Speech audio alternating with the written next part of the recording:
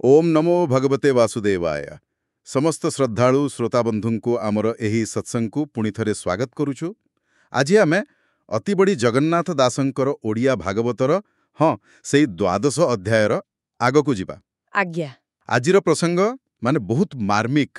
महाराज युधिष्ठिरंकर से गभीर दुख आउ तांकु देवर्षि नारद केमिति बुझाउछंती से विषय रे कथा हेबा। हाँ एइटा गोटे बहुत गुरुत्वपूर्ण जगह खाली कहानी नुहे एथिरे माने जीवनर बड़ बड़ सत्य कथा सबु अछि जेमिते दुख मोह माया आउ सेठिरु बाहरिबार बाट। ठीक कहले। तेणु पूरा कथाटा भल भाव बुझिबा पई आम सांगरे शेष जाए रुहंतु। आ जदि एमिति आलोचना आपनकु भल लागुची ताले आम चैनल को भी सब्सक्राइब करनियंतु। अच्छा, आगरु आमे देखितिले जे धृतराष्ट्र गांधारी आउ माता कुंती से माने बणकु चली गले। हाँ बानाप्रस्थ नेकी ए कथा सुनिला परे युधिष्ठिर पूरा भांगी पड़िछंती।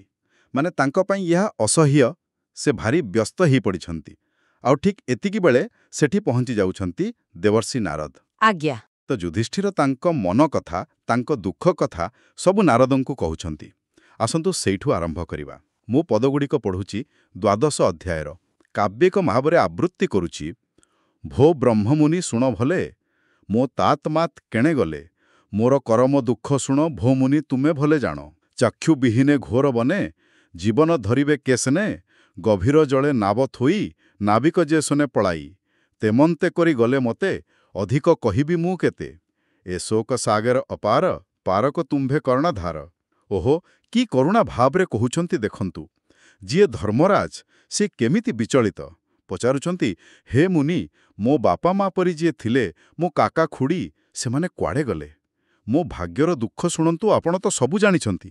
हाँ से चिंता करुछंती जे धृतराष्ट्र तो आखिकु देखि पारंतिनी दुहे बुढ़ा भी हेलेनी एडे घंच जंगलरे रहिबे केमिति और निजकु कहुछंती जेमिति मझी दरियारे ना छाड़ी देई नाउरी पड़ाइछि सेमिति अवस्था तांकर। हाँ हाँ एक्जाक्टली सेया कहउचंती मोते एमिति असहाय करि देई गले मोरे दुख हेला गोटे बड़ समुद्र परी आउ आपण हेउछंती से कर्णधार जे मोते एथुरु पारी करिवे। एठी युधिष्ठिरंकर भितरे से पुत्रर जो ममता स्नेह सेटा पूरा बाहरी आसुछि। से राजा हेले भी एठी से जने साधारण मनुष्य परी दुख करुछंती।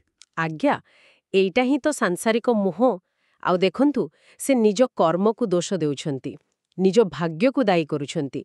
ए जो शोक सागर आउ कर्णधार शब्द व्यवहार करिछंती सेथिरु तांको मनर अवस्था आउ नारदंक ऊपर केते भरोसा सेटा जणा पड़ुछि। हाँ तेबे एते दुख शुणिला परे नारद मुनि कौन कहउछंती से केंती बुझाउछंती तांकु निश्चय किछि गभीर कथा कहिथिबे। निश्चय से तो ज्ञानी से कौन साधारण भावे कहिबे से तो तत्व कथा कहिबे। आसंतु सेही पदगुड़िक शुणिबा। राजन शोकवाणी शुणी मुनि कहंती जोगवाणी भो नृप शोक तु न कर ईश्वर माया ए संसार प्राणी भियाई माया जोगे खेलई संजोग वियोगे गोरु नासिका जिन्ने बिंधी आकर्षी चर्मरज्जु बांधी से प्राणी जिन्ने भारा बहे अंतरे दुख खेद सहे क्रीड़ा कंदुक क्रीड़ा रंगे भ्रमई संजोगे वियोगे जे दाने पड़े जेमंते कंदुक चले सहीमते संसार ईश्वर इच्छा ए भवपथ गुरु दीक्षा।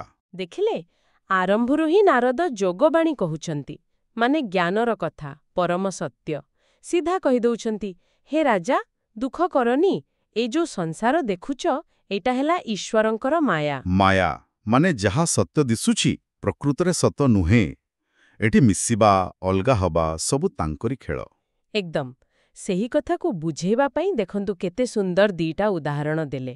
ଗୋଟେ ହେଲା ଗୋରୁର ଯେମିତି ଗୋରୁ ନାକରେ ଦୌଡ଼ି ବାନ୍ଧି ତାକୁ ଟାଣନ୍ତି ସେ ବିଚାରା ବୋଝ ବୋହି କଷ୍ଟ ପାଏ। ହଁ ହଁ ନିଜ ଇଚ୍ଛାରେ ତ ସେ କରେନି। ଠିକ୍ ସେମିତି ଆମେ ସବୁ ଜୀବମାନେ ଏଇ ମାୟାର ଦୌଡ଼ିରେ ବନ୍ଧା ହେଇଛୁ ଆଉ ଈଶ୍ୱରଙ୍କର ଇଚ୍ଛା ଅନୁସାରେ ଆମ କର୍ମ ଅନୁସାରେ ସୁଖ ଦୁଃଖ ଭୋଗୁଛୁ ଆମେ ପରାଧୀନ। ଆଉ ଦ୍ୱିତୀୟ ଉଦାହରଣଟି ହେଲା ସେ ଖେଳ ପଡ଼ିଆର ପେଣ୍ଡୁ। ପେଣ୍ଡୁର ତ ନିଜର କିଛି ଇଚ୍ଛା ନାହିଁ ଖେଳାଳି ଯିଆଡ଼େ ମାରିବ ସେଆଡ଼େ ଯିବ। ସେଇଆ ତେଣୁ ଆମେ ବି ସେଇ ପେଣ୍ଡୁ ପରି ଈଶ୍ୱରଙ୍କ ଇଚ୍ଛା ରୂପକ ସେଇ ଦାନ ବା ଆଘାତ ପାଇଲା ପରେ ହିଁ ଆମେ ସଂସାରରେ କେତେବେଳେ ମିଶୁଛେ କେତେବେଳେ ବିଚ୍ଛେଦ ହେଉଛେ ଉପରକୁ ଯାଉଛେ ତଳକୁ ଆସୁଛେ। ତେଣୁ ମୂଳ କଥା ହେଲା ଏ ସଂସାର ପୂରାପୂରି ଈଶ୍ୱରଙ୍କ ଇଚ୍ଛାରେ ଚାଲିଛି। ଏଇ କଥାଟା ବୁଝିବା ହେଲା ସବୁଠୁ ବଡ଼ ଜ୍ଞାନ ଏ ସଂସାର ବାଟରେ ଗୁରୁ ଦୀକ୍ଷା। ବାଃ, ବହୁତ ବଡ଼ କଥା। କିନ୍ତୁ ନାରଦ ଏତିକିରେ ଅଟକି ନାହାନ୍ତି। ସେ ଯୁଧିଷ୍ଠିରଙ୍କୁ ଆହୁରି ଭିତରକୁ ନଉଛନ୍ତି, ନିଜକୁ ଚିହ୍ନିବାକୁ କହୁଛନ୍ତି। ହଁ, ଏଥର ସେ ଆତ୍ମବିଚାର କଥା କହିବେ। କାବ୍ୟିକ ଭାବରେ ଆବୃତ୍ତି। ତୁ ରାଜା ତୋତେ ହେ ନ ଜାଣୁ, ସଂସାର ସତ୍ୟ ପ୍ରାୟ ମଣୁ। ସତ୍ୟ କି ମିଥ୍ୟା ବେନିପଥେ, ଶୋକ ନ କରି ପାରୁଚିତ୍ତେ। ଯଦି ତୁ ଜୀବ ସତ୍ୟ ମଣୁ, ଦେହ ଅନିତ୍ୟ ପରିମାଣୁ। ଅଥବା ବ୍ରହ୍ମ ଭାବ ବହୁ, ସ୍ନେହ ଛାଡ଼ିଲେ ଶୋକ କାହୁଁ। ଏଣୁ ଅଜ୍ଞାନ ଜଡ଼ମତି, ବ୍ୟାକୁଳ ଛାଡ଼ ହେ ନୃପତି।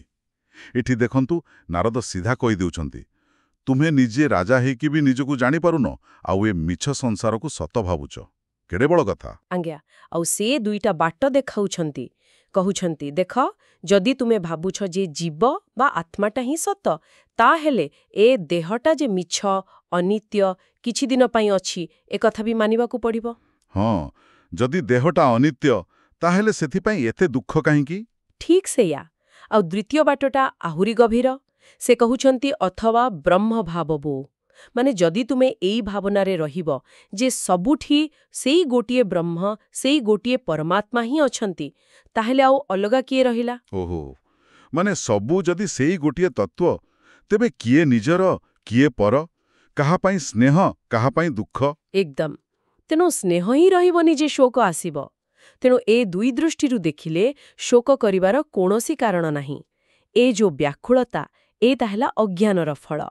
ସେଥିପାଇଁ ନାରଦ କହୁଛନ୍ତି, ବ୍ୟାକୁଳ ଛାଡ଼ ହେ ନୃପତି, ଏ ବ୍ୟସ୍ତ ହେବା ଛାଡ଼। କିନ୍ତୁ ଏ ବ୍ରହ୍ମଭାବ ଧାରଣ କରିବା, ଏତେ ସ୍ନେହ ମମତା ଭିତରେ ଥାଇ ତାକୁ ଛାଡ଼ିବା, ଏଇଟା କ'ଣ ଏତେ ସହଜ କଥା?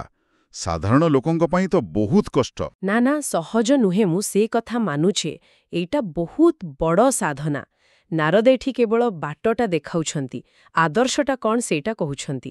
ସେ ଜାଣିଛନ୍ତି ଯେ ଏହା କଷ୍ଟ, କିନ୍ତୁ ଶାସ୍ତ୍ର ସବୁବେଳେ ସେ ଉଚ୍ଚ ଆଦର୍ଶକୁ ଆଖି ଆଗରେ ରଖେ।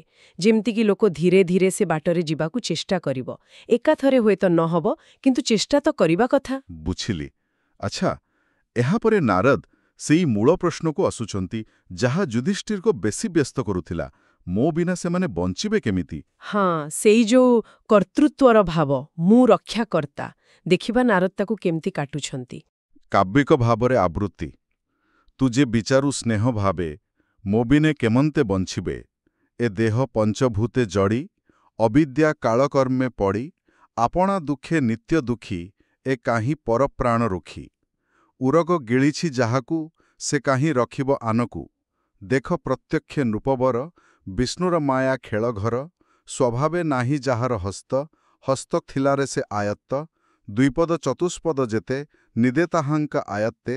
ବଡ଼ଙ୍କ ଭକ୍ଷ ହଅନ୍ତି ସାନେ, ସେ ନାଶ ଯାନ୍ତି ଅନ୍ୟ ଅନ୍ୟେ। ଏ ଜୀବ ଜୀବଙ୍କ ଆହାର, କେବଳ ନିର୍ବଳ ବିଚାର। ଏଠି ନାରଦପୁର ସିଧା କହିଦେଲେ, ତମେ ଯେଉଁ ଭାବୁଛ ତମ ବିନା ସେମାନେ ଚଳିବେନି, ଏଇଟା ଠିକ୍ ନୁହେଁ। ଆଉ କାରଣ ଦଉଛନ୍ତି ଯେ ଏ ଦେହଟା କ'ଣ? ଏ ତ ପଞ୍ଚଭୂତରେ ତିଆରି ଗୋଟେ ଜଡ଼ପିଣ୍ଡ। ହଁ, ଆଉ ଏଇଟା ଅବିଦ୍ୟା, କାଳ ଆଉ କର୍ମର ବନ୍ଧନରେ ପଡ଼ିଛି। ଏ ନିଜେ ହିଁ ସବୁବେଳେ ଦୁଃଖୀ। ତ ଯିଏ ନିଜେ ବନ୍ଧନରେ, ଯିଏ ନିଜେ ଦୁଃଖ ପାଉଛି, ସେ ଆଉ ଜଣକୁ କେମିତି ରକ୍ଷା କରିବ? ଆଉ ସେ ଉପମାଟା ବହୁତ ଜବରଦସ୍ତ। ଯାହାକୁ ସାପ ଗିଳି ସାରିଲାଣି, ସେ ଆଉ କାହାକୁ କ'ଣ ବଞ୍ଚେଇବ? ଏଠି ସାପ ମାନେ କାଳ ବା ମୃତ୍ୟୁ। ହଁ, ଏକଦମ। ଯେଉଁ ଶରୀର ନିଜେ କାଳର ଅଧୀନ, ମୃତ୍ୟୁ ଯାହାର ନିଶ୍ଚିତ, ସେ କେମିତି ଭାବିବ ଯେ ସେ ଅନ୍ୟକୁ ରକ୍ଷା କରିପାରିବ? ଏ ଅହଙ୍କାରଟା ହିଁ ଭୁଲ। ଏଇଟା ଦେହର ସୀମାକୁ ଦେଖେଇ ଦେଉଛି। କିନ୍ତୁ କଥା ଏତିକିରେ ସରୁନି। ନାରଦ ଏହାକୁ ଆହୁରି ବଡ଼ ପରିପ୍ରେକ୍ଷୀରେ ରଖୁଛନ୍ତି।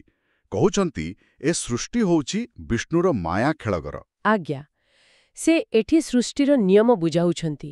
ଯେମିତି ହାତ ନଥିବା ଜୀବ, ସାପ, ହାତ ଥିବା ଜୀବ, ବେଙ୍ଗ ପାଇଁ ଭୟର କାରଣ। ଚାରିଗୋଡ଼ିଆ, ହରିଣ, ଦିଗୋଡ଼ିଆ, ମଣିଷ ବାଘର ଶିକାର ହୁଅନ୍ତି। ଆଉ ସବୁଠୁ ବଡ଼ ନିୟମ ହେଲା, ବଡ଼ଙ୍କର ଭକ୍ଷ ହୋନ୍ତି ସାନେ। ସାନ ଜୀବ ବଡ଼ ଜୀବର ଖାଦ୍ୟ। ଏ ଜୀବ ଜୀବଙ୍କର ଆହାର। ଏଇଟା ତ ସେଇ ଜୀବ ଜୀବସ୍ୟ ଜୀବନମ୍ କଥା। ହଁ, ଦୁର୍ବଳ ଉପରେ ସବଳର ରାଜୁତି, ଏଇଟା ପ୍ରକୃତିର ନିୟମ। ନାରଦ କହିବାକୁ ଚାହୁଁଛନ୍ତି ଯେ ଏଇଟା ହିଁ ସୃଷ୍ଟିର ଖେଳ। ଏଠି କିଏ କାହାକୁ ସବୁଦିନ ପାଇଁ ବଞ୍ଚେଇ ରଖିପାରିବ? କେହି ନୁହେଁ। ତେଣୁ ସେ ଯୋଉ ମୁଁ ରକ୍ଷା କରିବି ବୋଲି ଭାବନାଟା ସେଇଟା ହିଁ ଭ୍ରମ। ତାହେଲେ କ'ଣ ସବୁକିଛି ଖାଲି ଏମିତି ନିୟମରେ ଚାଲିଛି? ଭଗବାନଙ୍କର କିଛି ଭୂମିକା ନାହିଁ? ନା ନା, ସେମିତି ନୁହେଁ। ଏହାପରେ ନାରଦ ସିଧା ସେହି ପରମାତ୍ମାଙ୍କ କଥା କହିବେ। ସେଇଠି ହିଁ ସବୁ ପ୍ରଶ୍ନର ଉତ୍ତର ମିଳିବ। କାବ୍ୟିକ ଭାବରେ ଆବୃତ୍ତି ସେ ହରି ନିତ୍ୟ ବିଶ୍ୱରୂପେ ନର ଶରୀରେ ମୋହକଳ୍ପେ ଏକଇ ଆତ୍ମା ନରହରି ଭାବେ ଅଶେଷ ଦେହେ ପୁରୀ ଅନ୍ତର ବାହାରେ ପ୍ରକାଶ ସେ ଭୋଗ୍ୟ ଭୋକ୍ତା ହୃଷିକେଶ ଏ ମାୟା ଦୁରନ୍ତ ତାହାର କେ କରିପାରିବ ଗୋଚର ଭାରା ନିବାରେ ତନୁ ଧରି ଦୁର୍ଜନ ସମୂହ ସଂହାରି ନିଜ ଜନମକୁ ରକ୍ଷା କରେ ଏମନ୍ତେ ସଂସାରେ ବିହରେ ଦେବଙ୍କ କାର୍ଯ୍ୟ କରି ତୋଷେ ଏବେ ବର୍ତ୍ତଇ ଅବଶେଷେ ଯାବତ ଥିବ ଚକ୍ରଧର ତାବତ ତୁମ୍ଭ ଅଧିକାର ଏବେ ହୋ ଶୁଣ ମହାରଥା ତୋ ତାତ ଜନନୀ ବ୍ୟବସ୍ଥା। ଏଠି ପୁରା ସ୍ପଷ୍ଟ କରିଦେଉଛନ୍ତି ନାରଦ। ସେଇ ଭଗବାନ ହରି ସେ ହିଁ ସବୁଠି ଅଛନ୍ତି। ସାରା ବିଶ୍ୱ ତାଙ୍କରି ରୂପ, ଆଉ ସେଇ ହିଁ ମଣିଷ ଦେହରେ ଆତ୍ମା ହେଇ ରହି ମୋହ ସୃଷ୍ଟି କରୁଛନ୍ତି। ହଁ, ସେଇ ଗୋଟିଏ ଆତ୍ମା ସେଇ ନରହରି ସବୁ ଦେହ ଭିତରେ ଅଛନ୍ତି, ଭିତରେ ବି ଅଛନ୍ତି, ବାହାରେ ବି ଅଛନ୍ତି। ଆଉ ସବୁଠୁ ଆଶ୍ଚର୍ଯ୍ୟ କଥା ହେଲା ସେ ନିଜେ ହିଁ ଭୋଗ୍ୟ ବସ୍ତୁ ଆଉ ନିଜେ ହିଁ ଭୋଗ କରୁଥିବା ଭୋକ୍ତା, କାରଣ ସେ ହେଉଛନ୍ତି ହୃଷିକେଶ, ମାନେ ସବୁ ଇନ୍ଦ୍ରିୟର ମାଲିକ। ଆଉ ତାଙ୍କ ମାୟା ଏତେ ଜଟିଳ ଯେ ତାକୁ ବୁଝିବା ପାରିବା କାଠିକର ପାଠ, କେହି ସହଜରେ ଜାଣିପାରିବେନି। ଆଜ୍ଞା, ତାପରେ ସେ କହୁଛନ୍ତି ଭଗବାନ କାହିଁକି ଦେହ ଧରି ଆସନ୍ତି? ପୃଥିବୀର ଭାର କମେଇବା ପାଇଁ, ଦୁଷ୍ଟ ଲୋକଙ୍କୁ ମାରିବା ପାଇଁ, ଆଉ ଭଲ ଲୋକଙ୍କୁ ନିଜ ଭକ୍ତଙ୍କୁ ରକ୍ଷା କରିବା ପାଇଁ। ଏଟା ତ ଗୀତାର ବି ଅଛି, ୟଦା ୟଦା ହିଁ ଧର୍ମସ୍ୟ। ଠିକ୍ ସେଇ କଥା। ସେ ଦେବତାଙ୍କର କାମ ବି କରନ୍ତି। ଆଉ ଗୁରୁତ୍ୱପୂର୍ଣ୍ଣ କଥା ହେଲା ଏବେ ବର୍ତ୍ତଇ ଅବଶେଷେ, ମାନେ ସେହି ଭଗବାନ ଶ୍ରୀକୃଷ୍ଣ ରୂପରେ ଏବେ ବି ଅଛନ୍ତି। ଏଟା ଶୁଣି ଯୁଧିଷ୍ଠିରଙ୍କୁ କେତେ ଆଶ୍ୱାସନା ମିଳିଥିବ। ହଁ, ଆଉ ତାପରେ ସବୁଠୁ ବଡ଼ ଭରସା ଦଉଛନ୍ତି ନାରଦ। କହୁଛନ୍ତି ଯାବତ୍ ଥିବ ଚକ୍ରଧର ତାବତ୍ ତୁମ୍ଭ ଅଧିକାର, ମାନେ ଯେତେ ଦିନ ଯାଏ ଶ୍ରୀକୃଷ୍ଣ ଅଛନ୍ତି ସେତେ ଦିନ ଯାଏ ତମର କିଛି ଚିନ୍ତା ନାହିଁ, ତମର ରାଜ୍ୟ ସୁରକ୍ଷିତ। ହଁ, ଏମିତି ଜ୍ଞାନ ଦେଇ ତାଙ୍କ ମନକୁ ଶାନ୍ତ କଲା ପରେ ଏବେ ନାରଦ ପ୍ରକୃତ କଥାଟା କହିବାକୁ ଯାଉଛନ୍ତି ଯେ ତାଙ୍କ ବାପା ମାଙ୍କର କ'ଣ ହେଲା ସେ ବିଷୟରେ। ସେ କହୁଛନ୍ତି, ହେ ମହାରଥୀ, ଏବେ ସେ କଥା ଶୁଣ। ବାଃ, କେତେ ସୁନ୍ଦର ଭାବରେ ଯୁଧିଷ୍ଠିରଙ୍କ ଶୋକକୁ ପ୍ରଥମେ ବର୍ଣ୍ଣନା କରାଗଲା, ଆଉ ତାପରେ ନାରଦ କେମିତି ତତ୍ତ୍ୱଜ୍ଞାନ ଦେଇ ତାଙ୍କୁ ଶାନ୍ତ କରୁଛନ୍ତି। ଆଜିର ଆଲୋଚନାରୁ ଆମେ ବହୁତ କିଛି ଶିଖିଲେ, ଯେମିତି ସଂସାରର ମାୟା, ଦେହର ଅନିତ୍ୟତା, ଆତ୍ମାର ସତ୍ୟତା। ଆଉ ଈଶ୍ୱରଙ୍କ ଇଚ୍ଛା, କର୍ମଫଳ, ଜୀବମାନଙ୍କ ଭିତରେ ସମ୍ପର୍କ, ଆଉ ସବାଶେଷରେ ଭଗବାନଙ୍କ ସ୍ୱରୂପ ଆଉ ତାଙ୍କ ଅବତାରର କାରଣ। ନାରଦ ଖାଲି ସାନ୍ତ୍ୱନା ଦେଇନାହାନ୍ତି, ପୁରା ଜୀବନର ଦର୍ଶନ ବୁଝାଇ ଦେଇଛନ୍ତି। ଠିକ୍। ତେବେ ଶ୍ରୋତାବନ୍ଧୁମାନଙ୍କ ପାଇଁ ଏଠି ଗୋଟେ ଚିନ୍ତା କରିବା ଭଳି କଥା ରହିଲା। ଆମେ ଏ ଯେଉଁ ମାୟା, କର୍ମ, ଈଶ୍ୱରଙ୍କ ଇଚ୍ଛା କଥା ଶୁଣିଲେ, ଏସବୁକୁ ବୁଝିବା ଦ୍ୱାରା ଆମ ନିଜ ଜୀବନରେ ଯେତେବେଳେ ଦୁଃଖ ଆସେ, କିଛି କ୍ଷତି ହୁଏ, ସେତେବେଳେ ଆମେ ତାକୁ କେମିତି ଦେଖିବା? ଆମର ଦେଖିବାର ନଜରିଆ କ'ଣ ବଦଳି ପାରିବ? ହଁ, ଏହା କ'ଣ ଆମକୁ ଜୀବନର ସବୁ ପରିସ୍ଥିତିରେ ଟିକେ ଅଧିକ ସ୍ଥିର, ଅଧିକ ସହନଶୀଳ ହେବାରେ ସାହାଯ୍ୟ କରିବ? ଏ ମାୟା ସଂସାରରେ ରହିବି ଆମେ ନିଜ କାମ, ନିଜ ଦାୟିତ୍ୱ କେମିତି କରିବା? ଏକ ବହୁତ ବଡ଼ ପ୍ରଶ୍ନ। ନିଶ୍ଚୟ। ଆପଣମାନଙ୍କର ଏ ବିଷୟରେ କ'ଣ ମତ? ଆମକୁ କମେଣ୍ଟରେ ଓମ୍ ନମୋ ଭଗବତେ ବାସୁଦେବାୟ ଲେଖି ଜଣାଇ ପାରନ୍ତି। ଆଉ ହଁ, ଧୃତରାଷ୍ଟ୍ର, ଗାନ୍ଧାରୀ, କୁନ୍ତୀଙ୍କର ପ୍ରକୃତରେ କ'ଣ ହେଲା? ନାରଦ ସେ ରହସ୍ୟ କେମିତି ଖୋଲିଲେ? ସେ ସବୁ ଜାଣିବା ପାଇଁ ଆମର ଆଗାମୀ ଆଲୋଚନାକୁ ନିଶ୍ଚୟ ଶୁଣିବେ। ଓମ୍ ନମୋ ଭଗବତେ ବାସୁଦେବାୟ। ଆପଣ ଶୁଣୁଛନ୍ତି ରେଡିଓ ତୋଷାଳୀ, ଆମ ମାଟିର ସ୍ୱର।